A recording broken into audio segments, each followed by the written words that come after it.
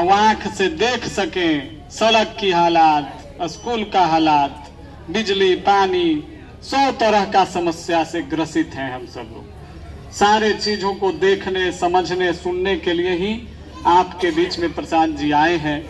एक नारा मैं लगाना चाहता हूं कि जन सुराज का मतलब क्या? जन सुराज का मतलब जनता का राज, जनता का सुंदर राज। तो मैं बोलूंगा जनता का सुंदर राज। आप सब लोग 2 बार बोलिएगा, जन सुराज, जन सुराज। और ये नारा ध्यान में रहे, याद रखना है। जनता का सुंदर राज, जनता का सुंदर राज, जन सुराज जिंदाबाद, जन सुराज जिंदाबाद। अब हम सब लोग प्रशांत जी के नमस्कार। हरी दोपहरी में आज रुआ सबके गांव के ये स्कूल बुझाता है, स्कूल है ना, स्कूल के प्रांगण में रुआ सबसे मुलाकात होता, परिचय होता। एक खातिर धन्यवाद कि रुआ आइल बानी समय निकाल के। हमार नाम है प्रशांत किशोर। हम ही कर रहा बानी पद यात्रा सब लोग के साथ। दल आदमी पूछता कि पद यात्रा काहे करता हूँ। पद यात्रा ऐसे कर रहा बानी कि आकर देखी कि लोग के का दुख परेशानी बा, का तकलीफ बा। ऐसे कि जब समझब कि रुआ का तकलीफ बा तबे न ओकर कोई रास्ता निकालल जाई। जब हम जानते नहीं कि रुआ दिक्कत का बा तब तक तो ओकर रास्ता ना निकालल जा सकेला। अब जितना बात हम एजा गांव में आके समझो, चाहे हमारा साथे जो आदमी चल रहा बा, सब आदमी लिखता, ओकरा से कहीं ज्यादा बात रुआ बुझाता है। रुआ ये गाँव में रहता नहीं, रुआ तो मालूम बा कि भैया एजा रोड खराब बा, विद्यालय बा कि ना, नली गली के का दशा बा, स्कूल में पढ़ाई होता कि ना। रुआ धान के खेती करता नहीं, गन्ना की खेती करता नहीं, तो जब पानी आवता कि ना, बाढ़ के समस्या बा, फसल काटता नहीं, धान रुआ 1000-1200 में बेचता नहीं, ओकर भाव बा 2000, रुआ 1000 रुपया में बेचता नहीं। बहुत आदमी ऐसा बाड़न जे कोनो ऐसा घर ना होई जहाँ से कि रोजी रोजगार खातिर 10,000, 12,000, 15,000 खातिर जवान लड़का बहरी जाके मजदूरी नहीं करत। ये सारा बात के रुआ जानकारी बा। हम तो देखे समझे आइल बानी, एकरा के पूरा बिहार में घूम के पहले देखल जाओ, समझल जाओ, ताकि एकरा से निकले के कोई रास्ता बनावल जाई। लेकिन रउआ जब मालूम बा तबो राउर स्थिति काहे निके सुधरत, एक पर विचार करे के बात बा। देखी 5 बरिस हमनी के घर में, खेत में, खलिहान में, दलान में बैठ के बतियाओ तनी जा कि बड़ा भ्रष्टाचार बा, अफसरशाही बा, गरीबी बा, रोजी रोजगार नहीं खे, लइकन के पढ़ाई के व्यवस्था नहीं खे, कोई के इंदिरा आवास नहीं खे मिलत, पेंशन नहीं खे मिलत, फसल के दाम नहीं खे मिलत। इस सब बात हमने के बतियावत जब 5 साल हमने के जानकारी बा। लेकिन जहिया वोट होता वो दिन आदमी सब भुला जाता है। वो दिन रउआ याद रहता कि हमार जात का बा, अपना जात वाला के चल के वोट दे दिहल जाओ। आदमी सोचता कि हिंदू मुसलमान के नाम पर चलो भाई हिंदू वाला पार्टी बा भाजपा, एकरे के वोट दे दिया। कुछ आदमी सोचता कि भाई भारत पाकिस्तान के नारा आदमी मोदी जी दे दिल मान, तो चलो वही नाम पर दे दिया। तो हमने के 5 बरिस अपन बात चिंता रहता, लेकिन जो मेन बात आवता बटन दबावे के, वो दिन हमने के भुला जाता नहीं जा कि भैया हम धान कटले रही या 2000 के धान हमारा 1000 रुपए में बेचे पड़ल रहे। चाहे हमारा घर में कोई बीमार पड़ल रहे, हम गए रही इलाज करावे तो अस्पताल में दवा डॉक्टर ना भेज पाई। रवा वो दिन भुला के नहीं कि राउर BA में MA में पढ़े वाला लड़का बा, ओकरा के नौकरी नहीं खे मिलो। हम रास्ता में चलत तो जे मिलो तो कहते भैया हमार लड़का बाड़न, हमार पोता बाड़न, नाती बाड़न, कहीं नौकरी लगवा देती। लेकिन वह लड़का के जब रवा वोट देता नहीं तो ये नहीं सोचत कि भाई लड़कवा के नौकरी कैसे मिली। वो दिन रवा भुला गई। वो दिन आदमी के याद रहत कि जात का, हमारा जात के नेता के बा, ओकरे के दो। जे पार्टी या नेता जे बनैले बा, जे लोग राजनीति करता, वो हमारा रुआ नस में इतना ही बात घुसा देले बा अफीम के जैसा। जैसे मान ली कि रुआ खेती में मजदूरी करता नहीं, देह थाक गइल बा, लेकिन 2 फूक मार लेता नहीं, गांजा फूक लेनी तो शरीर के दर्द भुला जाता 1 घंटा खातिर। वे हाल बा। 5 वर्ष से रुआ कष्ट बानी, 10 वर्ष से रुआ गरीबी झेल रहल बानी, भ्रष्टाचार झेल रहल बानी। इलेक्शन आवत तो ऐसा अफीम फूक देता नेता कि बस वही पे जाके रुआ वोट दे देता नहीं। यही से स्थिति सुधरत नहीं, सुधर ना सके। प्रशांत किशोर आ जा कि अशांत किशोर आ जा, 100 गो प्रशांत किशोर भी आ जाई हम तो कैसे बिहार के दशा सुधरी? सुधरी तब न जबकि सब आदमी मिल के सोची। एक आदमी कोई सुधार सकेला? 13 करोड़ आदमी रहता बिहार में, आ सब आदमी अगर ना सोची, रउआ अगर आपन आपन लइकन के चिंता ना करब तो दूसर कोई करी? कोई ना करी। आदमी कहतन कि भैया नेता हमारे से वोट ले लेलन आ बुर्बक बना के चल गेलन, फिर भेटात नहीं 5 वर्ष। मान ली कि रउआ जौन बात कहते नहीं दोन ठीक बा, तो कोई रउआ के 1 बार न ठगी, 2 बार ठगी, 3 बार कैसे ठगता, 4 बार कैसे ठगता, 5 बार कैसे ठगता। रउआ देख ली और विधायक 3 बार से जीतता, बगल में दूसर विधायक बाड़ी वो 4 बार से जीतताड़ी। MP साहब के बाबूजी जीतत रहन, अब लइको जीतता। तो कहीं न कहीं अपनों में कमी बा ना भाई। जब रुआ खुदे ठगाए खातिर बैठल बानी तो कोई आके ठग ली, हम आइल बानी हम रुआ के ठग के चल जाई।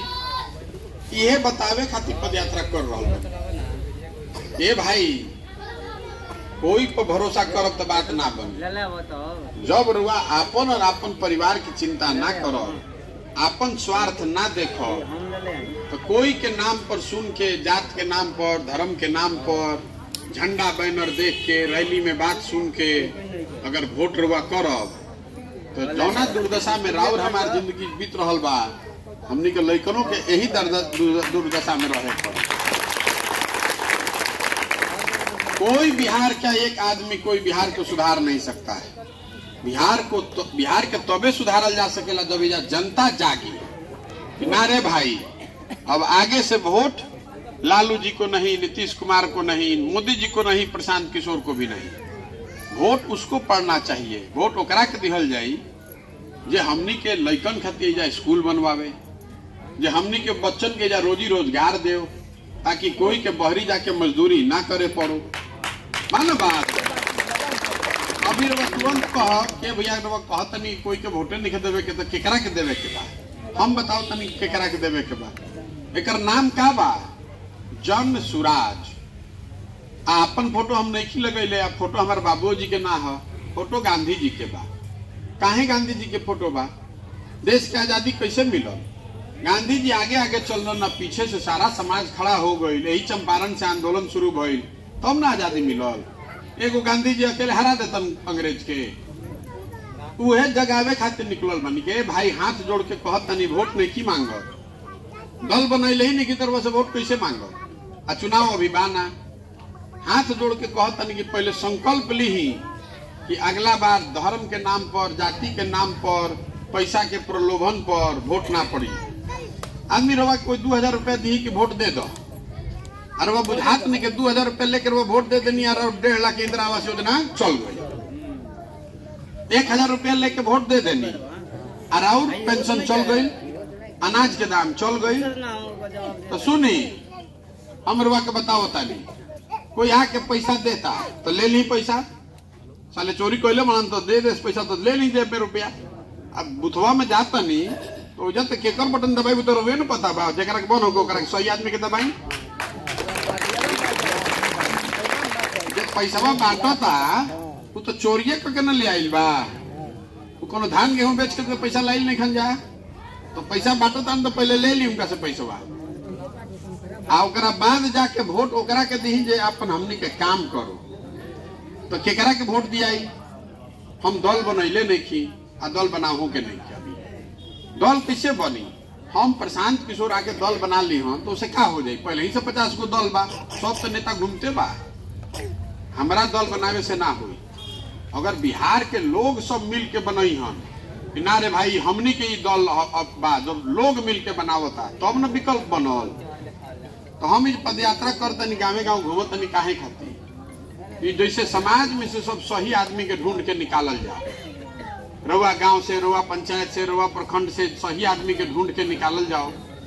आ ओकरे पीछे अपन हमने के बुद्धि शक्ति पैसा लगावल जाओ आ सब जनता के सहयोग से आशीर्वाद से ओकरे के जिता के लावल जाओ तबे ना जनता के सरकार भई।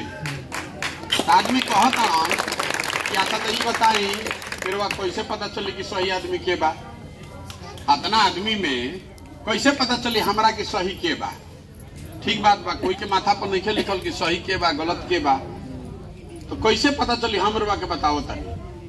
घरे दही जमता, आदमी दही धैले रहता, दही में रवा देखो तो में मक्खन लौकी, मक्खन लौकत नहीं के, लेकिन वही दही के रवा मथ देता नहीं तो में से मक्खन एकदम बढ़िया निकल जाता।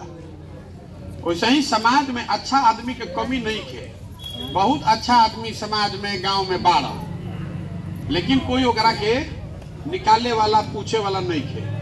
तो हमार जो कोशिश बा पद यात्रा के माध्यम से गांव समाज में जाकर सबसे बात विचार करके समाज के मत के जैसे दही से मक्खन निकालल जाला वैसे समाज से ऐसा आदमी के ढूंढ के निकाली जे समाज के जरा पर भरोसा होके, जे समाज के नोचे मत, समाज के ठगो मत, समाज खातिर कुछ करो, हमनी के लइकन खातिर कुछ करो, आ वही आदमी के पीछे हमनी के लगा के बढ़ावल।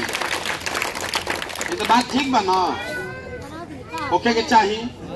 देखिए हमनी के जितना आदमी बानी जा, मोदी जी के वोट दियाइल बा, मोदी जी के वोट दियाइल बा ना भाई? अरे दियाइल बा तबे ना प्रधानमंत्री बाड़ा।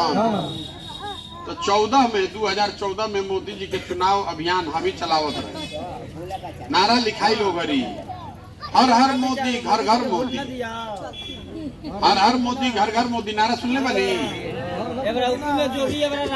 तो गुजरात के मोदी जी अब बिहार में यूपी में घरे घर आदमी जान गए मोदी मोदी मोदी होके लागल। घरे घर से हर हर मोदी घर घर मोदी के साथ घरे घर से वोटो दियाइल मोदी जी के। तो घरे घर से मोदी जी के वोट दियाइल बा, तो घरे घर से सिलेंडर के 1250 रुपए दिया था ना, दिया था ना भाई? दिया था। हमें छूट नहीं ना मिला। आ घरे घर से डीजल और पेट्रोल के 100 रुपए दिया था ना, और हमें छूट नहीं मिला। तो अगर मान ली कि वोट मोदी जी के हमनी के दिले बानी जा, तो सिलेंडर के डीजल के पैसा पाकिस्तान के आदमी दी हमनिए के देवे पड़ी। गलती रहा वोट दबाई तो ओकर खामियाजा हमनिए के भुगते पड़ी। नीतीश कुमार के हमनी के जिता के भेजले बानी जा, मुख्यमंत्री बनैले बानी जा, चाचा भतीजा के सरकार लालू जी के या नीतीश जी के। तो रवा खाद अब के लिए खरीदाइल है खाद, या कुछ आदमी खेती करत हुई ना, तो 277 रुपया के यूरिया 600, 800, 900 में 1200 लागल है। हम घूमत घूमत आवत नहीं, घूमत घूमत आवत नहीं, 35 दिन हो गए रावरे जिला में। सुनी जब 1200 में हम खादर किना है तो नीतीश जी को हम क्या जानते हैं? सुनी ठीक बात कहता नहीं, 35 दिन से पैदल चलता नहीं, और रोज गांव गांव देहात पूछो तनी देखो तनी, ये भाई खेती तो बहुत बढ़िया रेजा होता, फी करे वाला किसानी करे वाला आदमी का इतना तकलीफ काहे बा, ओकरा पैसा काहे नहीं है? तो आदमी बतावत ये भैया किसान के तो हालत रवा पूछबे मत कर। पहले जो खेती किसानी करत रहे, 2-4 बरिस खेती कैलस, पेट काट के सतुआ खा के 4-5 कट्ठा जमीन खरीद लेते रहे। अब जो खेती किसानी कर रहा बा आदमी, तो 5 बरिस खेती होता, बेटी के बियाह लाग गई, तो घर में बीमार पड़ गई, तो उनका खेत बेचा जाए के बाद ना बात। तो काहे बेचाता रहो के बताओ तनी? खेती जब रुआ कर रहा बानी तो यूरिया रुआ 277 के खरीदता नहीं, 900 रुआ कोई 1200 बतावता। डीएपी या पोटास में रुआ 500 से 800 रुपया ब्लैक लागत ना भाई। और डीजल में रुआ यूपी से 9 रुपया ज्यादा देता नहीं लीटर पर। यूपी में 90 तो रुआ देता नहीं 99, यूपी में 80 तो रुआ देता नहीं 90, 9 रुपया ज्यादा लागत डीजल पर। और जब रुआ पैदा करता नहीं, धान पैदा कोई नहीं, गन्ना पैदा कोई नहीं, तो धान के दाम बस 2040 रुपया रेट बा, सरकार के समर्थन मूल्य। इनमें कोई आदमी बा धान बेचले बा 2000 में, सबे बेचले हुई 1200, 1300, 1100, ये ना बा। अब समझी कि अगर राउर धान के दाम 2000 मिल जाये तो रुआ घर में 20, 25, 50 हजार रुपया ज्यादा आई। तो बहुत पैसा हो बाकी नहीं मिलते तीसरी पर की ना हम बताओ तनी काहे नहीं मिलत, हमार बात समझी। 2000 मिले के चाहिए रवा, 2000 काहे नहीं मिलत तू पहले समझी। रवा सुन ले कब मोदी जी कृषि कानून ले आयल रहन तो देश में बड़ा हल्ला भइल। अब जाके किसान उनका के दिल्ली में घेर ले लसन, पूरा दिल्ली के। एक दिन ना 1.5 साल तक दिल्ली के घेरले रहन किसान। काहे खातिर? इस समर्थन मूल्य पर ही धान रवा खरीदे के बाद। तो पंजाब के किसान जे बा जो 2.25 लाख रुपया औसतन कमाता, ओकरा समर्थन मूल्य पर मोदी जी छेड़छाड़ करे चाहत रहन तो जाके किसान दिल्ली घेर लेलन। आ तबले घेर ले रहन जब तक कि कानून वापस ना भइल। आ बिहार में हमनी के जे किसान बानी जा, जे भी हम तो नहीं किसान, जे भी जे किसान बा तो साल भर में 40,000 45,000 रुपए कमाता। आ एजा मंडी के व्यवस्था है नहीं के समर्थन मूल्य पे अपना जीवन में कभी बेचले बानी रहुआ। लेकिन हमनी के दाल भात चोखा भुंजिया खा के सुतल बानी जा, तो कैसे सुधरी रे भाई? आप बता दी रहुआ हमरा के। जब रहुआ अपन आवाज रहुए नहीं की उठावत, आदमी कहते है भैया भाई स्कूल बन जाए तो अच्छा हो जाए, स्कूल जहिया बनी तहिया बनी। अरे राउर अपन धान जोन पैदा कैले बानी, अगर 1200 के बजाय रुआ 2000 में बेचे लागो तो रुआ घर में तो 25-50 हजार रुपया ज्यादा आ जाए ना भाई। आई कि ना आई? तो करा खातिर आदमी नहीं कौन बोला तो रुआ नेता के पीछे जाते हैं, कहते नहीं लड़का के तनी नौकरी कहीं लगवा दी। वो जानता कि जरूरत का नौकरी लगवावे के। तो बात ई बा कि जब तक हमनी के आपन चिंता ना करी जाए तब तक कोई दूसरा आदमी चिंता ना करी। चाहे धान के समर्थन मूल्य होके, आज सिलेंडर के दाम होके। एक और बात समझे, गांव में हम आवत रही अभी राउत जी बेटाइल रहन उन्हें तो बताए पूछनी है कहाँ काम कर लेते हैं। कहने की दिल्ली हम रहते हैं, यहाँ गांव में कुछ है नहीं है तो क्या करें, दिल्ली रहते हैं। कौनो गांव ऐसा नहीं खे जहाँ से 50-60% नया लड़का बहरी जाके रोजगार निखन करत, मजदूरी निखन करत। अब रवा बात के समझी, एजा एको फैक्ट्री है नहीं खे, कोनो काम करे के साधन नहीं थे। हमने के देखिए जो गाड़ी लागल बा गांव में, लड़का मोटरसाइकिल चलाओ ताड़सन, साइकिल चलाओ ताड़सन, घर में टीवी हो की, फ्रिज हो की, सीमेंट रवा लगावत तानी, स्टील लगावत तानी, छड़ लगावत तानी। लेकिन बिहार में कुछो बनत नहीं थे। मोटरसाइकिल बनता हरियाणा में, महाराष्ट्र में, गाड़ी बनता हरियाणा में, तमिलनाडु में, गुजरात में, सीमेंट स्टील बनता उड़ीसा में, मध्य प्रदेश में। अब बिहार में क्या बनता? बिहार में कुछो नहीं के बनत।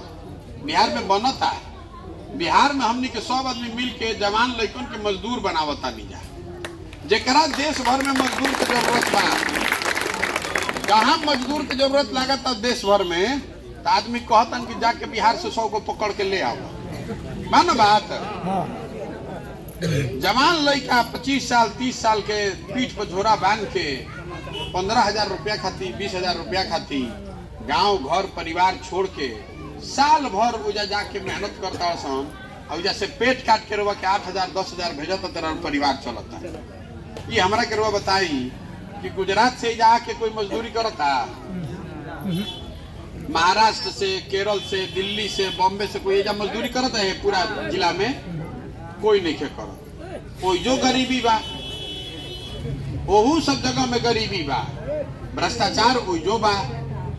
लेकिन ओइजा सरकार इतना व्यवस्था कर दिले बा कि 10-15 हजार रुपए के मजदूरी खातिर आदमी के अपन गांव, पंचायत, खेत, परिवार छोड़ के नहीं जाए। इतना व्यवस्था अगर गुजरात में बा, इतना व्यवस्था महाराष्ट्र, दिल्ली, बॉम्बे में बा, तो हमनियों के यहाँ रहे के चाहिए ना भाई कि कम से कम 10-15 हजार के रोजगार खातिर आदमी के अपन घर परिवार ना छोड़े पड़ो। इतना तो होके के चाहिए ना, एमे तो कोनो दिक्कत नहीं है ना। तो जन सुराज के पहला संकल्प का बा कि जब जनता के सरकार बनो तो स्कूल बनी तो बनी, पहले रोड बनी तो बनी। पहला काम जन करे के बा कि सारा जितना लड़का बेरोजगार बैठल बाड़न जो चल गई बा बहरी, ओकरा के 10 से 15 हजार के रोजगार के व्यवस्था गाँवे में होको, एक व्यवस्था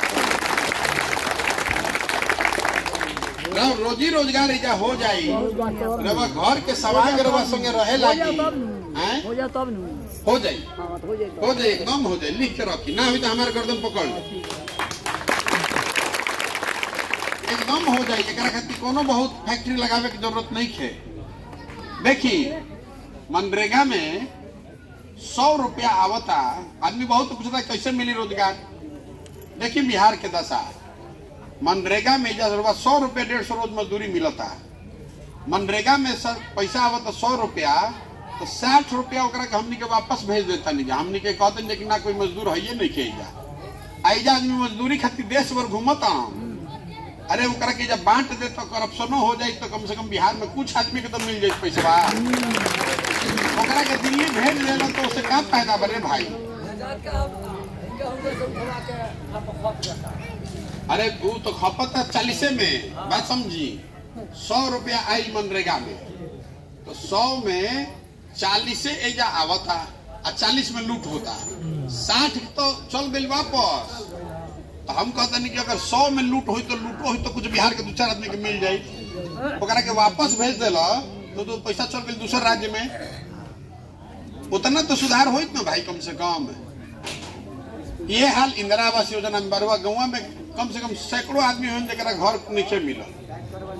आ इंदिरा आवास योजना, प्रधानमंत्री आवास योजना में हर साल कम से कम 10,000-15,000 करोड़ रुपया हमने के ले आते नहीं किया। दिल्ली बा पैसा ले आवे वाला कोई नहीं, अफसर से खा के मोटाई वाला लोग चिंते नहीं। आवत आते में दलाली कौन चीज के बाद? दो बात समझी। हाँ। एगो कि 100 रुपया रुपया दिल्ली से आवता, वो मेरे वो चोरी करता नहीं, लेकिन दिल्ली में बा 500 रुपया बिहार खाती। तो हम पहले तो 500 में 400 ले नहीं किया। 100 को ले आई नहीं, 100 रुपया जो ले आई नहीं, 100 रुपया ले नहीं, ओहू में 40 रुपया चोरी हो जाता। तो समझे कि 500 में 40 रुपया बिहार के मिला था। तो आदमी से पूछा था नहीं,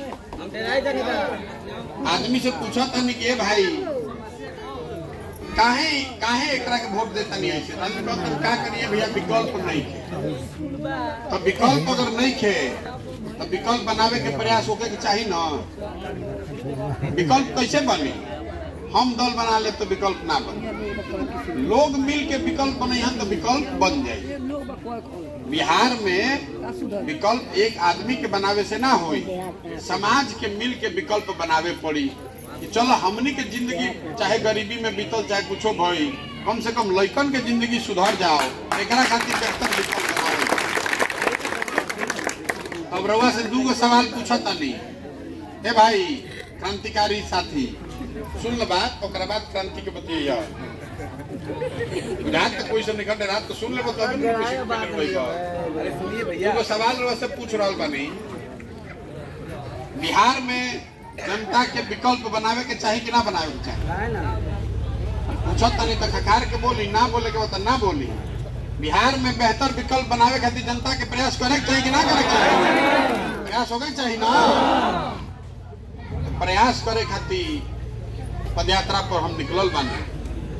अब बहुत आदमी कहता कि ना भैया दल बना ली, अब बहुत आदमी कहता कि ना भैया जो रास्ता पहले बनी ठीक बा, पहले समाज के समझ ली, समाज के जगा ली। तो रउआ विचार से कौन ठीक बा, पदयात्रा कर ली या कि दल बनाई? ठीक बा ना? एक काम में कुछ गलती तो नहीं किया। पहले दुख तकलीफ देख ले, समझ ले, जान ले, समझ तब बनाई, तब ठीक बा ना? तो आदमी कहतन कि भैया जो काम रउआ ले बानी पदयात्रा के, बड़ा कठिन काम बा, कैसे होई? 3500 किलोमीटर चले के बाद 1.5 बरिस लागी, अभी तो 35 से 36 दिन होता, कैसे होई? हम रउआ के बताओ तनी कैसे होई? दृढ़ संकल्प से होई, भगवान के कृपा से होई और रउआ आशीर्वाद से होई।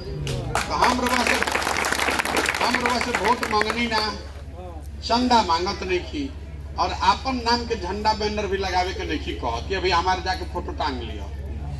रउआ से मांगे आई बानी और आशीर्वाद कि जौन हम रास्ता चुनले बानी, जौन रउआ अभी कहनी कि नहीं रास्ता ठीक बा, ये रास्ता पर बनल रही ईमानदारी से। और जब तक बिहार में नया व्यवस्था जनता के सरकार ना बन जाओ, तब तक डराई ना, पीछे हटी ना, थाकी ना। तो ओकरा खातिर और आशीर्वाद चाहिए।